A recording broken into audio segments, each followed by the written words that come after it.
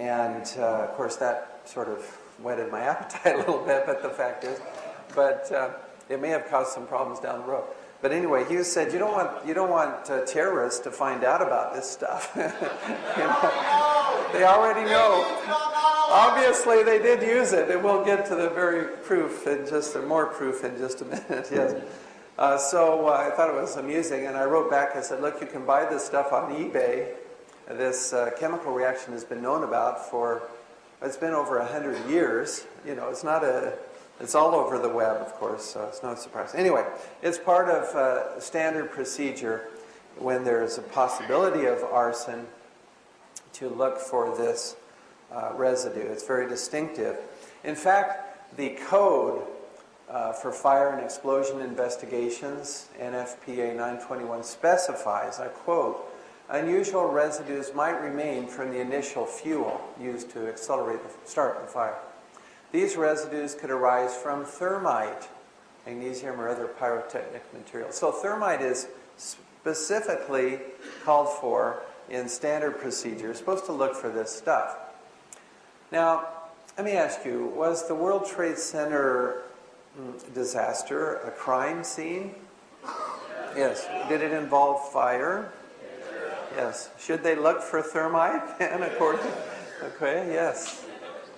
I want to mention one other thing. When you find this residue, you know there was a crime committed.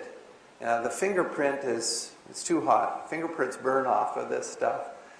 So you can't, in general, tell who set the material there. You can't tell how many, but you know there was a crime. And it's an insider, right, that got inside the building and planted this material.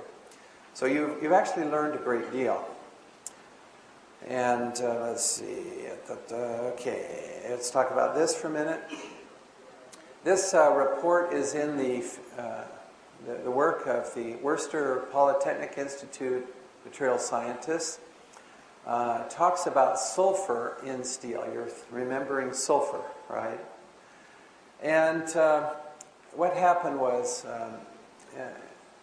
we've talked to Professor Barnett. I've emailed him, and my colleague has talked to him on the phone. This is a very mysterious. The New York Times called this perhaps the deepest mystery uncovered in the investigation. What happened was these guys were able to get samples from World Trade Center 7, not hit by a jet, a sample of steel, and another sample from the rubble of the towers. And in this sample, using electron microscopy, they find sulfur. There's also copper. We'll talk about that. Now, iron is what you expect in steel. Little manganese, you expect that. Oxygen, of course, that's around. But the important thing here is, where does all this sulfur come from? You see, here's quoting now from the appendix of the FEMA report. They also published a paper. Evidence of a severe high-temperature corrosion attack on the steel, including oxidation and sulfidation, with subsequent intergranular melting, was readily visible in the steel. So something had attacked the steel, very high temperatures with sulfur. What could it be?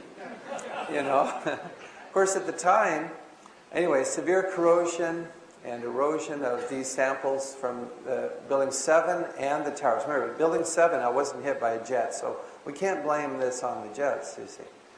Are a very unusual event, to say the least. No clear explanation for the source of the sulfur has been identified. Now, you would think the FEMA, this is FEMA in the FEMA report, an appendix. We need more investigation. What did NIST do with this puzzle? This data, this very important piece of information about trying to tell us what happened on 9/11.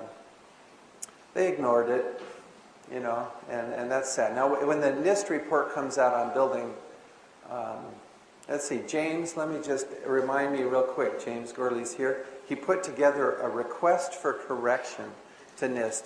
Did we talk about sulfidation? I can't remember. Oh, okay. We'll have to add that next time. We'll watch for it when it has Building 7 come out. Okay. This is one of the experiments I did, a steel cut using a steel cut in a thermate experiment. You can see that it was cut dramatically and shows this corrosion and sulfur attack on the steel in these experiments. So, here's the question that was posed to NIST and which they answer. Was the steel tested for explosives or thermite residues? The combination of thermite and sulfur, called thermate, slices through steel like a hot knife through butter. So this is, that sounds like a quote directly out of our interview, Alex, actually. Answer to the public. NIST did not test for the residue of these compounds in the steel. I'd like to ask how they get away with that. You know, it's in the code. Well, okay. But, you know, this is something, as scientists, we expect them to do. Now, part two. That's actually, yeah, Alex says breaking the law. And since they did not follow the NFPA code, I would have to agree. Because it's required as part of the code to, when there's a crime scene with fire, you look for thermite. Okay, this is, now this is the new stuff. Of course, the other, pouring it out, I haven't shown that before, ever. It's just last week, actually, or no, this week, Thursday, okay, we did that experiment. I had done it once before, but never shown it before. Okay, now we want to look at these spheres. I call them microspheres because they are tiny. The scale here is 200 microns. These are, this one's maybe 150 microns. Most of these little spheres in the dust are tiny. They come in sizes from a few microns up to over a millimeter. A millimeter is about 1/16 of an inch. You can see that with your eye. This is from an electron microscope, a scanning electron microscope image. Now, these spheres are abundant in this dust. This is dust from the 9/11 disaster. On 9/11, this is Jeanette McKinley. She had an apartment. Here's a picture of the inside of her apartment. Here's the outside. It's across the street. It's about here. So across Liberty Street and down a little ways from the towers. When the South Tower collapsed, the windows broke in her apartment. She was inside. She was not expecting the towers to collapse, and she stayed inside, and of course left very quickly when the South Tower collapsed and the window broke. So the pressure from that, we've all seen that dust cloud, right, expanding through the streets and so on. There's also debris. In her apartment there were chunks of concrete and glass, chunks of glass and concrete. So it just, of course, her windows, 2 windows there broke, but it just blasted through. She had the foresight to put a wet towel around her head to get out of there. It's a very good idea. This dust turns out to be very toxic. Even though the EPA said it's safe, go back to work in the financial districts, you may have heard of that story. There are lawsuits now because of this. It was known before the EPA issued their false reassurances that the dust was in fact dangerous. That's another story.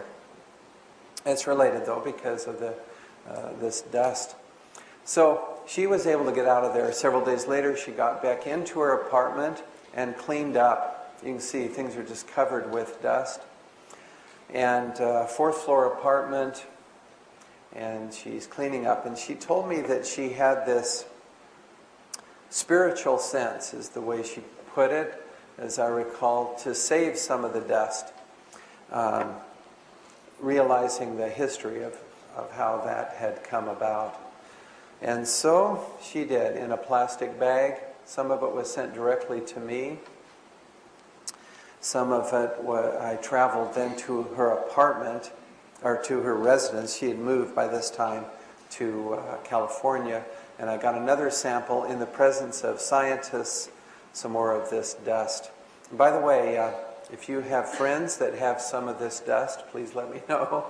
I'm interested in more of the samples. It's like the dust. Isaiah, I was reading Isaiah just this week. He says, speaking of the last days, the dust will, the truth will whisper from the dust, he says. Okay. And so forth.